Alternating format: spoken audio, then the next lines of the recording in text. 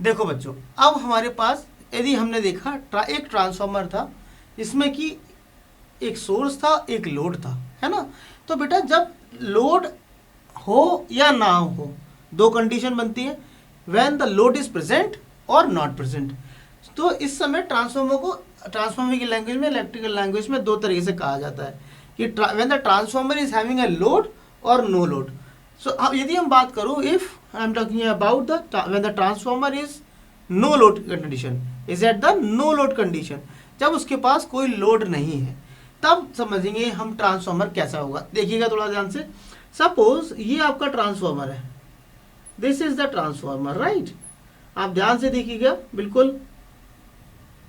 हाँ, suppose this is the transformer, okay, it has two windings, one is a primary, other one is secondary. So but I connected the load over here, but this is a secondary winding which is the open.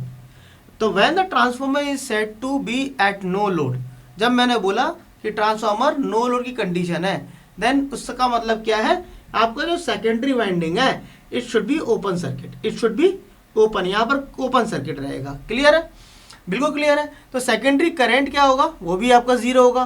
भाई यहाँ पर जो current flow होगा I2, वो क्या होगा, zero होगा, because ये ओपन है। क्लियर है। अब क्या होगा, when we applied the voltage, हमने जब यहाँ पर वोल्टेज अप्लाई करेंगे V1 जब अप्लाई करेंगे the primary, then small primary current, small current can be I0। वो करंट कौन सा होता है, small current, that is a no load current, I0 flows in the primary में वो फ्लो होता है। क्लियर है, it flows in the primary and the current I0 is called the no load current. क्या बोलते हैं इसको, नो लोड करंट बोलते हैं। अब इस नो लोड करंट के बेटा दो इंपॉर्टेंट कंपोनेंट होते हैं, इसके दो कंपोनेंट है। पहला कंपोनेंट क्या है, इसका सबसे इंपॉर्टेंट कंपोनेंट है एक्टिव कंपोनेंट। अब एक्टिव कंपोनेंट हम इसको देखेंगे, तो एक्टिव कंपोनेंट ध्यान दीजिएगा, यहाँ पर ये हमारा एक्टिव कंपोनेंट है। एक्टिव कंपोनेंट किससे होता है सर, इसको डिनोट करते हैं सर IW से भी करते हैं, कहीं कहीं IC से भी कर सकते हैं। और दूसरा होता है बेटा, इसका बहुत इंपॉर्टेंट कंपोनेंट है, that is a magnetizing component, magnetizing. अब ये मैग्नेटाइजिंग कंपोनेंट है, बेसिकली इनके कुछ वर्क्स होते हैं, वो मैं बताता हूँ आपको, इनके क्या काम है। अब इसको डिनोट करते हैं हम IM से। ठीक है, ये दो कंपोनेंट है, एक्टिव कंपोनेंट और मैग्नेटाइजिंग कंपोनेंट। अब एक्टिव कंपोनेंट क्या करता है और मैग्नेटाइजिंग कंपोनेंट क्या करता है, इसको समझो। एक्टिव कंपोनेंट क्या करेगा, इट प्रोड्यूसेस अ, क्या करता है, मैं आपको देखिए, मैं आपको अच्छी तरह समझाता हूँ। मैग्नेटाइजिंग कंपोनेंट पहले हम समझ लेते हैं, फिर एक्टिव कंपोनेंट समझेंगे। ठीक है, चलिए अब सबसे पहले समझ लेते हैं बेटा मैग्नेटाइजिंग कंपोनेंट। एक्टिव कंपोनेंट को समझने के लिए हमको पहले मैग्नेटाइजिंग कंपोनेंट समझना जरूरी है। मैग्नेटाइजिंग कंपोनेंट क्या होता है बेटा, it is a purely reactive component. कैसा कंपोनेंट है, it is a purely reactive component of no load current. इसको क्या बोलते हैं, इसको बोलते हैं हम नो लोड करंट। बेटा इसको बोलते हैं नो लोड करंट। ठीक है, आप बोलेंगे नहीं इसलिए मैं लिख रहा हूं इसको, इसको बोलते हैं हम नो लोड करंट। तो it is a reactive component of no load current, बोल सकता हूं मैं, रटने की जरूरत तो नहीं है। क्या बोला मैंने, it is a reactive component of no load current. अब क्या करता है, क्या इट मैग्नेटाइज मतलब it magnetize a core, core को मैग्नेटाइज करता है and produce the flux in the core. इसका मेन काम है कि भैया ये कोर को तो मैग्नेटाइज करेगा ही करेगा, इसके साथ आपका फ्लक्स को भी प्रोड्यूस करेगा ये। क्लियर है, फ्लक्स प्रोड्यूस करेगा, किसमें, कोर में करेगा। अब इसीलिए क्या होता है, therefore the IM is in the face with the flux. इसीलिए जो IM है वो हमेशा फेस, इसका फेस सेम होता है फ्लक्स से। ठीक है ना, is in the face of flux. अब जैसे मैं आपको अभी फिगर दिखाऊंगा उसमें आपको दिखेगा। तो इस IM कंपोनेंट को कहीं कहीं पर बेटा रिएक्टिव कंपोनेंट ही बोलते हैं, और कहीं कहीं पर इसको वॉटलेस कंपोनेंट ही बोलते हैं। क्या बोलते हैं, रिएक्टिव कंपोनेंट ही बोलते हैं इसको, और इसको बोलते हैं वॉटलेस। क्या बोलते हैं बेटा इसको, वॉटलेस। ये दो नाम है इसके मैग्नेटाइजिंग कंपोनेंट के। मैग्नेटाइजिंग कंपोनेंट भी बोलते हैं, रिएक्टिव भी बोलते हैं, और वॉटलेस कंपोनेंट भी बोलते हैं। चलो क्लियर है। अब मैं पढ़ा रहा हूँ, आप मैं देखेंगे हम लोग आपके एक्टिव कंपोनेंट। क्लियर है, उसको थोड़ा सा समझ लेंगे, आपकी सारी कहानी समझ में आ जाएगी। अब एक्टिव कंपोनेंट क्या होता है, देखिए एक्टिव कंपोनेंट नाम से ही क्या है एक्टिव कंपोनेंट, तो फंक्शन क्या है इसका, the function of the active component is to supply the total loss. इसका काम क्या है, इस सर्किट को लॉस प्रोवाइड करना, is supply the total loss under the no load condition. क्या करता है, it supply the total loss to the under the no load condition to the circuit. ये क्लियर है, क्या करता है, एक बार बोलो, it the function of the active component is supply the total loss under the no load condition. ठीक है, अब देखेंगे यहाँ पर क्या होता क्या है कि अब यहाँ पर कैसे सप्लाई करता है, तो इट सप्लाई कौन कौन से लॉस सप्लाई करेगा, कोई पूछेगा तो क्या कौन कौन से करता है भैया, सर ये हिस्टैरिसीस लॉस और एडी करंट लॉस दोनों ही सप्लाई करता है कोर में। क्लियर है, चलिए अब यहाँ पर होता क्या है, करते कैसे, मैं आपको एक फेजर डायग्राम से समझाता हूँ। ठीक है, थोड़ा फेजर देखेंगे हम लोग ध्यान से।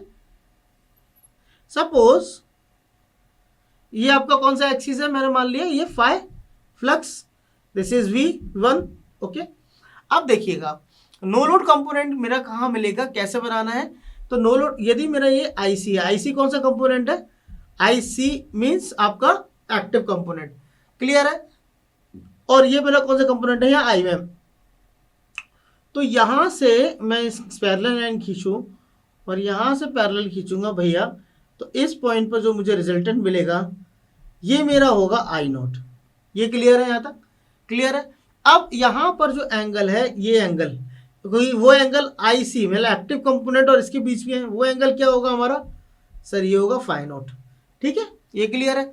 अब देखो यहाँ पर आपका जो आपका कोर है उसमें IR² लॉसेस हैं, बहुत नेग्लिजिबल होते हैं, प्राइमरी वाइंडिंग में होते हैं, बिल्कुल होते हैं। अब ये जो मैग्नेटाइजिंग कंपोनेंट मैंने आपको दिखाई दिया है, ये क्या होता है, मैग्नेटाइजिंग कंपोनेंट से वॉटलेस कंपोनेंट, बेटा इसको हम बोलते हैं कहीं कहीं पर वॉटफुल कंपोनेंट। क्या बोलते हैं इसको, वॉटफुल कंपोनेंट भी बोलते हैं, और कोर लॉस कंपोनेंट भी बोलते हैं। इसको वॉटफुल भी बोलते हैं और इसको बोलते हैं core loss component. Core loss मैं नाम बोल रहा हूं आपको, इसे हमेशा याद रहेंगे। ठीक है ना। अब देखिए यहाँ पर जो आपको I0 है, ये आपका जो I0 है वो I0 क्या है, सबसे पहले देखिए ये V1 है, मैंने यहाँ पर क्या ले लिया, यहाँ पर मैंने मान लिया E1 और ये आपका E2 हो गया। ठीक है, और ये आपका एक सेंटर पॉइंट हो गया। ठीक है, अब मैं देखिए इसका वेक्टर मुझे लेना है, तो वेक्टर कैसे लूंगा मैं, सर इसका जो I0 होगा वो मेरा किसके इक्वल होगा, सर IM प्लस IC के इक्वल होगा। अब practical transformer, in a practical transformer यदि if am talking about the practical transformer, due to the winding resistance, किसके कारण, due to the winding resistance, no load current जो I0 है वो हमारा क्या होता है, is no longer at 90 degree with respect to the V1, it's no longer at 90 degree with respect to the V1, but क्या होता क्या है, it lags क्या करेगा, it lags V1 by phase angle कितना है, फेज एंगल φ0। क्या कर रहा है, ये लैग करेगा ना, कितना लैग कर रहा है, φ0 से लैग करेगा। ठीक है ना, which is less than of 90 degree, which is less than of 90 degree. इसीलिए जो cos φ0 होगा is called the no load power factor. अब यहाँ पर जो पावर फैक्टर मिलेगा हमको वो मिलता है cos φ0, और इसको क्या बोलते हैं बेटा, हम इसको बोलते हैं नो लोड पावर फैक्टर। ये क्लियर है।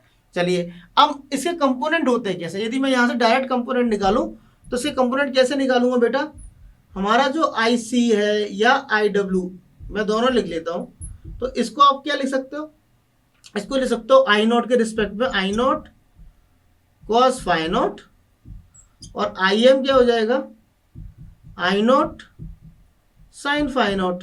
ये कंपोनेंट होता है। अब यहां से यदि मैं दोनों स्क्वायर करके यदि निकालूंगा तो मेरा I0 निकलेगा अंडर रूट, डायरेक्ट निकाल रहा हूं मैं, IM² प्लस IC², ये आपका होगा। अब यहाँ पर मुझे नो लोड पावर यदि निकालनी है, यदि कोई पूछता है सर नो लोड पावर कैसे निकालेंगे, तो पावर को डिनोट करते हैं सर W0 से, तो नो लोड पावर V1 क्या है, इनपुट वोल्टेज, यहाँ पर करंट है I0, तो I0 और पावर फैक्टर कितना है, cos φ0।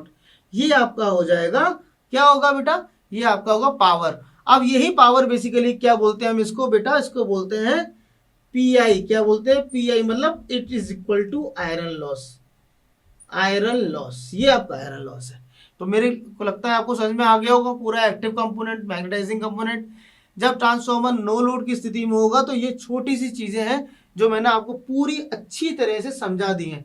अब जब ट्रांसफार्मर ऑन लोड की स्थिति में होगा तो बेटा हमको 3 तरह के लोड पढ़ने पड़ेंगे। कौन कौन से पढ़ने पड़ेंगे? आर भी पढ़ना है, एल भी पढ़ना है, सी भी पढ़ना है। अब मैं वन बाय वन एक एक लोड के बारे में बात करेंगे आगे। तो आपको पूरे, जब ट्रांसफार्मर ऑन लोड की स्थिति में होगा तो उस समय क्या क्या फीचर्स आते हैं हम वो समझ पाएंगे। समझ में आ रहा है? चले आगे बढ़ते हैं।